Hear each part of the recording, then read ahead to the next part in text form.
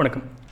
நம்ம எல்லாத்துக்கும் தெரியும், இப்போ கொஞ்ச நாள் முன்னாடி இண்டிகோவில் ஒரு மிகப்பெரிய கிரைசிஸ் நடந்தது. எல்லா ஃப்ளைட்ஸ், ஏகப்பட்ட ஃப்ளைட்ஸ், ஆயிரக்கணக்கான ஃப்ளைட்ஸ் கேன்சல் ஆச்சு.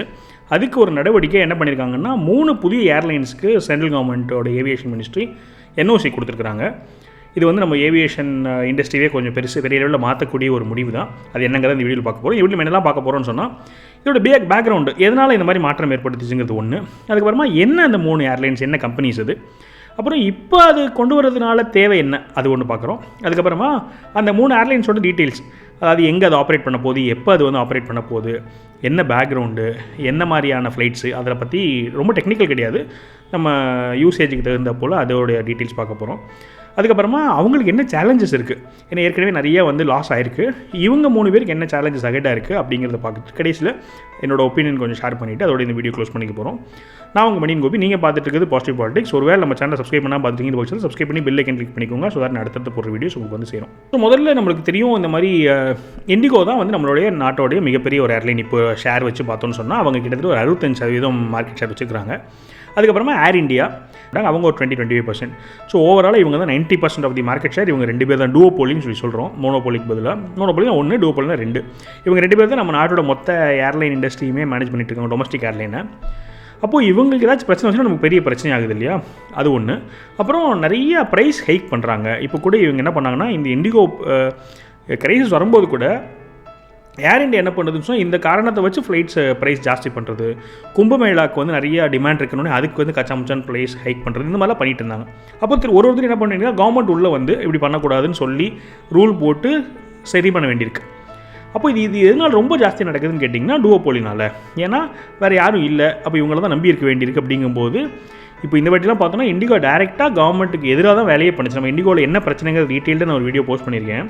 அதனால் ஒரு வேளை உங்களுக்கு அந்த இண்டிகோ பிரச்சனையை பற்றி தெரியணும்னு சொன்னால் அந்த வீடியோ போய் பாருங்கள். நான் உங்களுக்கு அந்த லிங்க் வந்து கமெண்ட்டில் ஷேர் பண்ணுறேன்.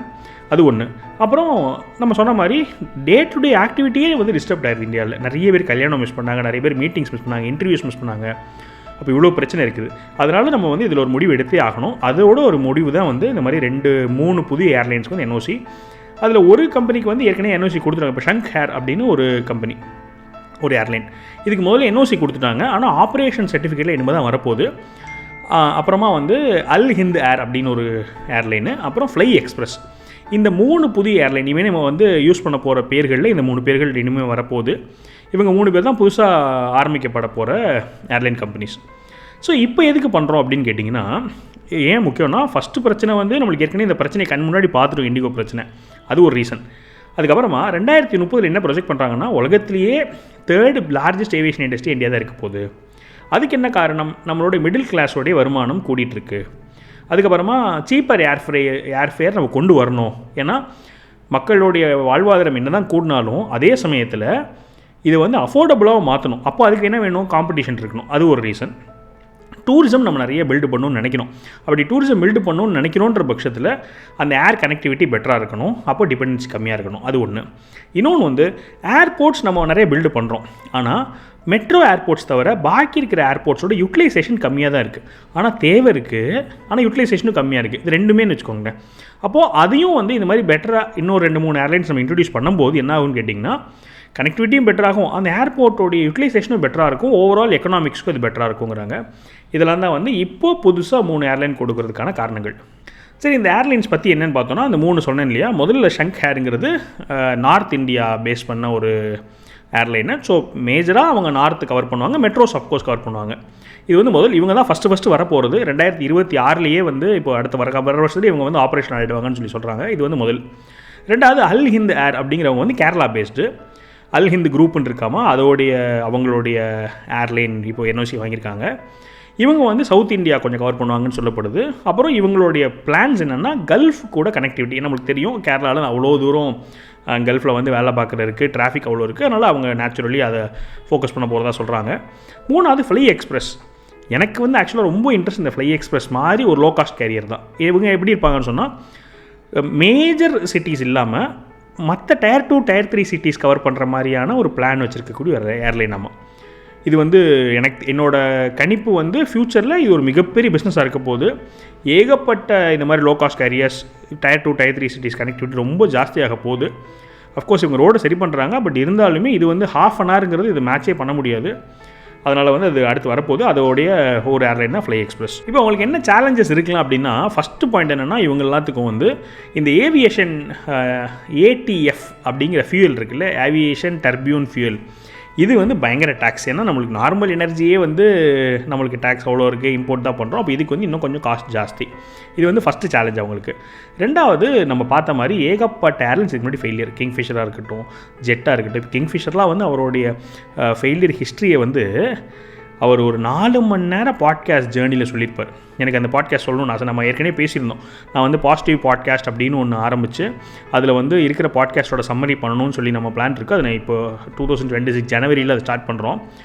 அந்த விஜய் மல்லையாவோட 4 hour பாட்காஸ்ட்டையுமே உங்களுக்கு சம்மரைஸ் பண்ணணும்னு எனக்கு ஆசை. நான் அதை பண்ணிவிட்டு நான் உங்களுக்கு அப்டேட் பண்ணுறேன்.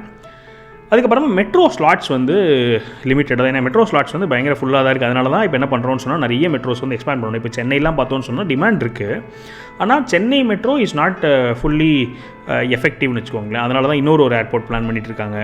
அப்போது அந்த மாதிரி இருக்கும்போது இவங்களுக்கு அங்கே தான் டிராஃபிக் இருக்கும், ஆனால் அங்கே வந்து அந்த ஸ்லாட்ஸ் கம்மியாக இருக்குது. அந்த மாதிரி ஒரு சேலஞ்ச் இருக்குது. கடைசியில் ஆஃப்கோர்ஸ் நம்ம ஆஸ் யூஷுவல் எதிர்பார்த்த மாதிரி டூவோபோலி, ரெசிஸ்டன்ஸ், அவங்க என்ன பண்ணுவாங்கன்னா, இந்த மாதிரி பெரிய கம்பெனிஸ் இண்டிகோ, ஏர் இந்தியாவில் என்ன பண்ணுவாங்கன்னா, இவங்களை வந்து அண்டர் கட் பண்ணுவாங்க. ப்ரைஸ் கம்மி பண்ணுறது, இல்லை ரூட்ஸ், அந்த மாதிரி ஒரு சில வேலைகள் பண்ணுவாங்கன்னு வச்சுக்கோங்களேன். சேலஞ்ச் ஒன்று இருக்குது. இதெல்லாம் தான் இவங்களுடைய சேலஞ்சஸ். ஸோ இப்போ இது எல்லாத்தையும் சம்மரைஸ் பண்ணணும்னு சொன்னால், ஒரு நல்ல ஸ்டெப்பு இண்டிகோக்கு பாடம் புகத்துறதுங்கிறது ஒன்று. அதையும் தாண்டி இண்டிகோவை நம்பாமல் நம்ம வந்து அந்த இண்டஸ்ட்ரியவே சரி பண்ணுறது எப்படின்னு சொல்லிட்டு ஒரு முடிவெடுத்து இன்னொரு 3 ஏர்லைன்ஸ்க்கு கடகடன் NOC கொடுத்துருக்காங்க. இன்னும் கொஞ்சம் ரெட் கார்பெட் பண்ணி free ease of doing business பண்ணி இன்னும் கொஞ்சம் வேகமாக சரி பண்ணி, அதே சமயத்தில் சேஃப்டி மெஷர்ஸும் பயங்கரமாக பார்த்துக்கிட்டு இந்த இண்டஸ்ட்ரி சரி பண்ணாங்கன்னா நம்மளுக்கு பயங்கர ஸ்கோப் இருக்குது இந்த இண்டஸ்ட்ரியை நம்ம பில்டு பண்ணுறதுக்கு. ஸ்பேஸு, டிஃபென்ஸ்லாம் நம்ம எங்கேயோ போயிட்டுருக்கோம். ஆனால் டொமஸ்டிக் இதில் வந்து நம்ம அவ்வளோ தூரம் இன்னும் க்ரோ ஆகலை. ஆனால் இதில் இன்னொரு அட்வான்டேஜ் என்னென்னு கேட்டிங்கன்னா, இப்போ தான் ரீசெண்டாக இன்னொரு 3 months பேக்கு நம்ம வந்து இந்த டொமஸ்டிக் ஏர்லைன் மேனுஃபேக்சர் பண்ணுறதுக்கு நம்ம ரஷ்யா கூட ஒரு ஒப்பந்தம் போட்டிருக்கோம். ஸோ இனிமேல் நம்ம வந்து ஏர்பஸ் கிட்டேயோ போயிங் கிட்டேயோ மட்டும்தான் கையேந்திட்டு இருக்கணும், வெயிட் பண்ணணும், அவன் வந்து கொடுக்குற வரைக்கும் நம்ம வெயிட் பண்ணணும், அந்த மாதிரி கான்செப்ட் இல்லை. லோக்கல் ஃப்ளைட்ஸ், அதாவது இது ஒரு 500 கிலோமீட்டர் 900 கிலோமீட்டருக்குள்ளே இருக்கக்கூடிய டிஸ்டன்ஸ் கவர் பண்ணக்கூடிய மினி ஃப்ளைட்ஸ், இந்த டொமஸ்டிக் ஃப்ளைட்ஸை வந்து நம்மளே மேனுஃபேக்சரிங் பண்ண போகிறோம், இந்தியாவிலே மேனுஃபேக்சரிங் பண்ண போகிறோம் ரஷ்யாவோட உதவியோட. இந்த டாப்பிக்கும் உங்களுக்கு இன்ட்ரெஸ்ட் இருக்குன்னு சொன்னால் அதை பற்றி நான் எக்ஸ்க்ளூசிவாக வீடியோ போட்டிருக்கேன். அதுவும் நீங்கள் வந்து நம்ம பிளேலிஸ்ட் ஜியோ பாலிட்டிக்ஸ் பிளேலிஸ்ட் போய் பாருங்கள். ஸோ இதான் வந்து இந்த தகவல் உங்கள்கிட்ட ஷேர் பண்ணணும். ஏன்னா ஐ வாஸ் வெரி ஹாப்பி. ஏன்னா இண்டிகோ பிரச்சனை வரும்போதே நம்ம என்ன நினச்சிட்டு இருப்போம்னு சொன்னால், திரும்ப அடுத்த பிரச்சனை வரும்போதே இதை பற்றி யோசிக்கக்கூடாது. இப்போயே ப்ரோஆக்டிவாக வேலை பண்ணோம் எதிர்பார்த்தோம், அது ஒரு மாதிரியாக நடந்திருக்குது. ஸோ இதான் வந்து இன்னையோடைய தகவல். உங்களுடைய கருத்துக்கள், உங்களோட கமெண்ட்ஸ், நீங்கள் இந்த இண்டஸ்ட்ரி பற்றி என்ன நினைக்கிறீங்க, இந்த புதுசாக வந்த 3 ஏர்லைன்ஸ் பற்றி நீங்கள் என்ன நினைக்கிறீங்க, உங்களுக்கு வேறு ஏதாவது இன்ஃபர்மேஷன் இருந்தாலும் ஷேர் பண்ணுங்கள். மேலும் ஒரு பாசிட்டிவ் ஷெட்யூல் சந்திக்கிறேன். வணக்கம்.